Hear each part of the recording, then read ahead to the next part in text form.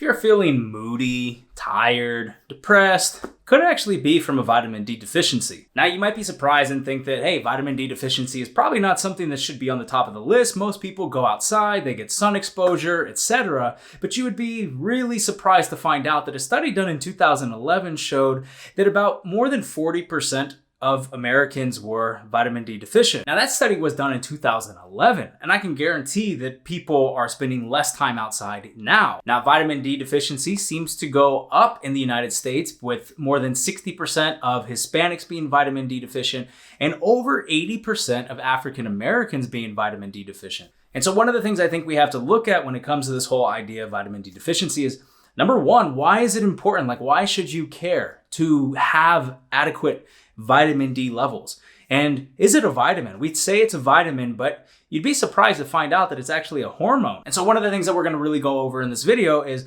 figuring out what the heck is vitamin D? Why is it a hormone? But then again, why do we call it a vitamin? Number two, if you are vitamin D deficient, how do you get your levels back to optimal levels? And there's also so many different forms of vitamin D3. So we're going to go over which ones are the best for absorption.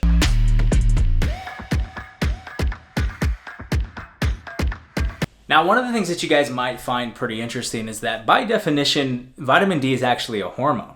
And after some sun exposure, the body synthesizes vitamin D, and then it's activated by the liver and the kidneys to help control calcium metabolism. Now, in the beginning of this video, we had talked about that if you were feeling symptoms such as depression or having a poor mood or not feeling as energetic, that problem could be because of something such as having low vitamin D levels. But what does the research actually say about this?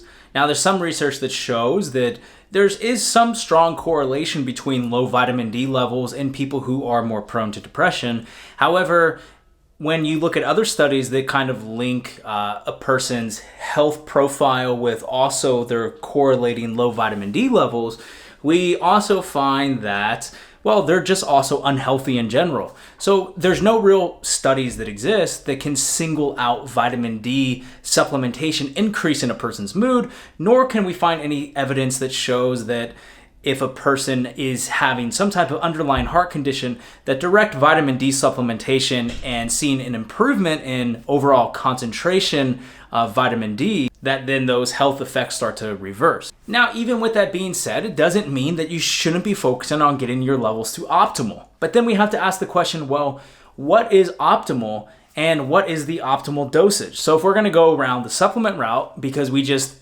said, it's really hard for us to get sun exposure now, maybe you're finding yourself staying inside more. So if you are gonna go down the supplement route, well, we have to look at what is the best form. Next, what is the best dosage? Now, I think one of the most interesting things that came out of this study from the University of Alberta in 2015 was that we found that there was enormous amounts of individual variability when it came to looking at the dose to serum levels. And basically what it was they would give someone a specific amount of IU of vitamin D3 supplementation, and then they would test something known as their serum 25-hydroxy vitamin D, which is just pretty much the overall serum concentration after vitamin D supplementation has been taken in. And one of the things that they found was that the variability was all over the place. I mean, just take a look at this graph. And what this might show at the end of the day is that the dose that is required for you is going to be based on your body weight. Now, to look at this topic a little bit further, there was a more recent study done in 2019 where they had looked at, over the course of 3 years, if you took 3 groups of people and gave one 400 IUs, another one 4,000 IUs, and another one 10,000 IUs per day, would one group see more improvements in bone mass and bone density than others? And one of the things that they found that at the end of the 3-year study, there was no significant difference between any of the doses, which would mean that higher dosages of vitamin D3 supplementation is not necessarily better than a lower dose. But then again, on the other hand, from an anecdotal perspective, I have had clients who were significantly low on their vitamin D levels who did take things such as 10,000, 20,000, even all the way up to 50,000 IUs of vitamin D per day. And they would barely see any type of increase when they would go and do a follow-up vitamin D blood test. So what gives? If you're going to be supplementing with vitamin D at such high dosages and that is still failing to increase your vitamin D levels from a blood work perspective, Well then, what do we need to do to get our levels back to optimal? So for best case scenario, what I always suggest is to just try and focus on developing a basic routine of anywhere from 5,000 to 10,000 IUs per day, and try and stick with that amount, and then retest blood work to see if you see any type of significant improvements in your biomarkers. Now you might be wondering, okay, if you're going 10,000 IUs a day, well, what about vitamin D toxicity? I'm sure this is one of the things that you guys have seen before, or maybe it's something that you're concerned about. But one study that was done actually showed that vitamin D toxicity may not actually be a thing. When all other things are in check and a person is relatively healthy, we don't really see vitamin D toxicity occur even at the highest levels, unless a person has been taking anywhere from 50,000 to all the way up to, listen to this, 150,000 IUs per day for months to years. And this came out of a published paper in 2015 from the Mayo Clinic Proceedings, when they had looked and investigated at the highest dosages of vitamin D and the toxicity levels that it could potentially bring. And even in the cases where they did see vitamin D being toxic, it wasn't as bad as people thought. Simply just wearing sunscreen and stopping all vitamin D supplementation from a dietary intake and from supplementation had seemed to decrease the toxicity levels to the point where a person would be back to normal. So if you're taking the recommended dose and you're staying anywhere between 5 to 10,000 IUs per day, you do not have to worry about reaching any form of being in the toxic zone. And you might hear a lot of people say things like vitamin K2 is very essential for increasing the absorption rate of vitamin D3, but after spending a lot of time researching this subject, I couldn't find that many articles that existed or any type of evidence that suggested that a person did find an increase in absorption rate when supplementing simultaneously with vitamin K2. Now, the only things that I could actually find was that vitamin K2 and vitamin D3 do have a synergistic role, meaning that while vitamin D3 is responsible for increasing the body's total regulation of calcium and how it metabolizes it, vitamin K2 had a more synergistic role in the sense that it would tell where to place that calcium, particularly in the bones. So while some evidence exists that they do have some form of a synergistic role, and if you are planning on doing higher dosages of vitamin D3, that maybe supplementing with vitamin K2 as well could technically be beneficial, but it's not necessarily to say that you won't absorb vitamin D3 if you're not taking vitamin K2. Harvard pretty much says that when you're doing the 25-hydroxy vitamin D test, your serum level should be coming back at around 40 to 60 nanograms per deciliter, and that for the most part is going to be a safe range. Now, no real research exists in terms of what is optimal and what optimal would actually mean when it comes to your vitamin D levels. But I would just say if you are on the lower spectrum and you're seeing your vitamin D levels fall below 30, then you definitely should consider supplementing with vitamin D and potentially even adding in vitamin K2 just for the synergistic effect that occurs. So now I'm sure you guys are curious about, well, what form of vitamin D should you be taking?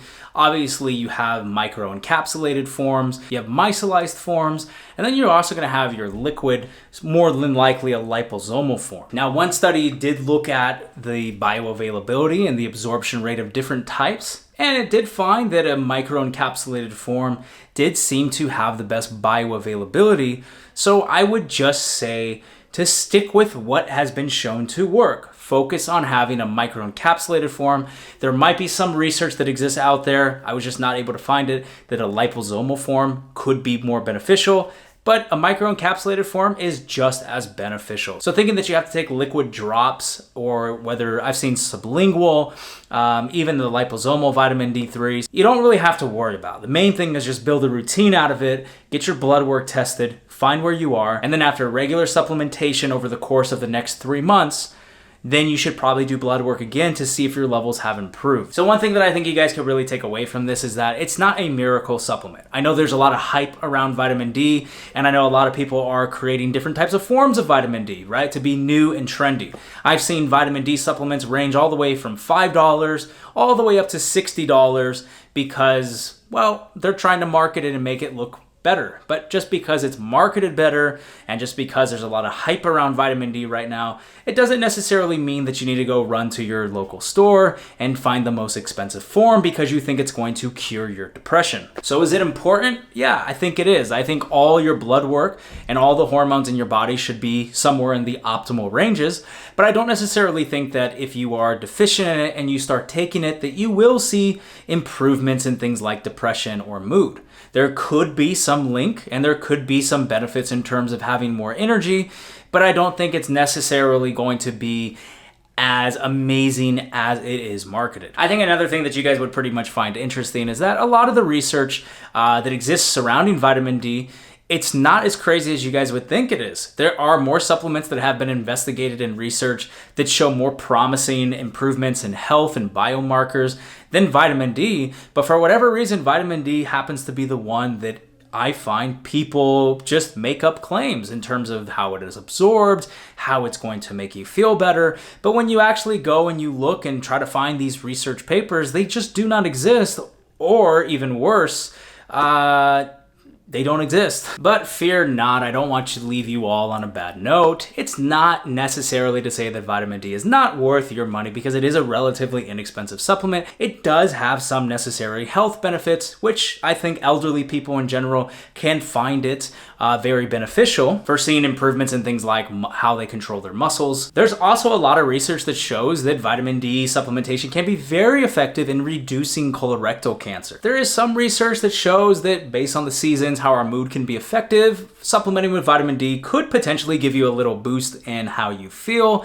And last but not least, I think another thing that could be really important is there is some research out there that suggests that it could help in the way that your body handles glucose by just further assisting the pancreas and helping it do what it already does. So I think when you put everything together, yes, go ahead and supplement with it. Make sure that your levels are optimal and let me know. Do you guys take vitamin D? Have you been taking it? And do you actually feel a difference when you take it? Let me know in the comments below because I really want to know. You know, I take vitamin D. I've been taking it regularly. Don't necessarily know if it's helping much. I know my vitamin D levels are optimal, but let me know. When was the last time you guys got your blood work done? Put it in the comments below so we can have a conversation on it. And look, if you guys like this video, go ahead and hit that like button. And then also make sure that you guys subscribe to the channel and hit that little bell icon so you stay notified when these videos drop each and every day. And as always, guys, stay strong and I'll see you next time.